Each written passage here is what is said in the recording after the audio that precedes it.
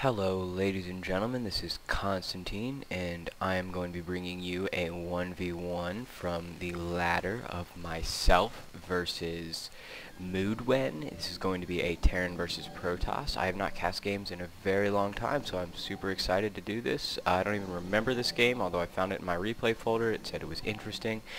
So I'm going to be jumping into a long series of casting and do a about 4 or 5 games from my ladder, and then I'm going to do a series of pro games between Hey Pro and Hasuabs. So recently I've been playing Terran on the ladder. As you can see, me spawning in as a red Terran on Kulas in the upper right position. I kind of got just pissed off about the fact that I was losing games as Zerg over and over and over again. As I turn the sound down here because I am awesome and turn off the health bars. So I was pretty much losing every game I played as Zerg, and it's because I cannot macro with them at all. I can micro, I can, choose little cheese strategies, but once you get up into like the 800s and 900s and diamonds, that just doesn't cut it because you play against people that are just so technically good that they can never be cheesed. And as you can see, the guy I'm playing against is spamming at over 300 APM. I'm currently rocking a 46. I'm not really sure the outcome of this game, so I'm pretty much watching it blind, even though I did play it. It said it was a friendly game, though. I don't even know what I am saying. I'm probably gonna miss something horribly embarrassing, but we're just gonna let that happen. So I'm gonna be sending my scout to the bottom left corner. Always awesome, and by awesome I mean horrible, to send your scout to the furthest location first. Oh, okay. And apparently he's a little angry about Terran. Ever since I started playing Terran directly, I've gotten so much more hate. So apparently if you play random, you're much more likely to be treated fairly if you actually get Terran. And I don't disagree with that. Terran is just kind of ridiculous. So anyway, I'm going to be throwing my barracks down in Refinery at about typical timing. Against Protoss, I usually like go in some kind of Ghost Marine opening, but I've also been favoring a barracks factory barracks build where I push into their base and build Hellions near it or inside of it.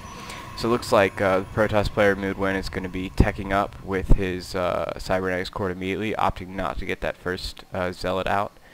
I don't really know how I feel about that. I tend to feel a little unsafe without that Zealot, especially if there is going to be some kind of Marine Marauder push, and we'll see if that's exactly what I'm doing. I usually go for 2 Marines at first and then the Tech Lab. It allows me to get Stim out immediately upon completion of the Tech Lab, as well as a Marauder, if that in fact is what I'm going.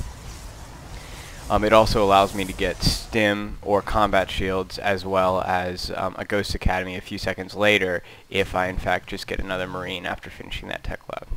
So it does look like I'm going to throw down a factory here in this awesome little alcove that no one ever scouts on this map. It's just designed for you to put stuff. It's so awesome.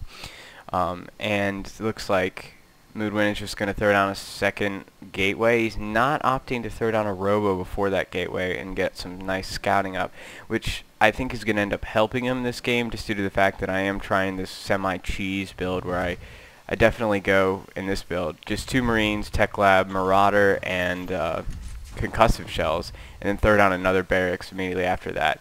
Start pumping the Marauders and rally them to your reverse Marauder. When you get there, you should have a Marauder, 2 Marines, and a Hellion just about done. And you can very easily pick off their Scouting Stalker, which we're going to see happening very soon right here, hopefully, for my sake. The concussive shell isn't done yet, so he's going to be able to get that stalker out. Of course, not if he just leaves it there to die. A little bit of failed control on his part, although he is throwing down a robo now in the corner here. It would be interesting if I dropped a siege tank here and was able to take that out. That'd be pretty funny. I have not seen anyone try that kind of play, just because this area right here usually doesn't hold all the tech structures. It looks as though he's getting prepared to fight off some attack that is inevitably coming. He's already got the probes out here. This is good to do. Oh, he's just moving them back now, so that's kind of unfortunate. But bringing my own SCV in here, Stalkers take 4 hits to kill them, so it's very effective. Now I'm going to have to micro this back. And what I like to do in this situation is try and use the Hellion separately, even though I'm not doing it right here, although this Stalker is going to go down. Looks like his Warp Gate has just finished, so 2 Zealots warping in are going to be able to at least delay this. If I have proper micro, I should be able to, yeah, there we go. I should be able to kill these without taking too much damage. I'm not doing the greatest job. Really need that Hellion to be firing every time that it stops. If we can see in my base, I've thrown down the Ghost Academy. I'm keeping the pressure on here. I don't really think this is an army that can break this right here, just because he has the Warp Gate up. He's going to be able to reinforce faster than me. And I like reinforcing with Marines. They build faster, they do more damage, and especially if you've already got 2 or 3 Marauders in there. He's going to be using that Stalker to pick off some stuff, although he needs to turn it around and shoot that Marauder. He could get 2 shots off and get a kill off on it. So he's going to be pulling more probes, and this is, you know, the situation you want your Protoss opponents to be in. Especially when you can get these Hellions in here, which just decimate the probes that have to be pulled off the line. So continuing the pressure, not letting up with any of these rally points, and I feel really confident right now because regardless of whether this works, the damage has been done, and the Immortal comes out now, and this is going to push this back. I don't even think I even realized there was a Robo Bay there. I might have made that the focus of my attack. So anyway, I might need to cancel those Hellions so I can throw down an expansion of some kind.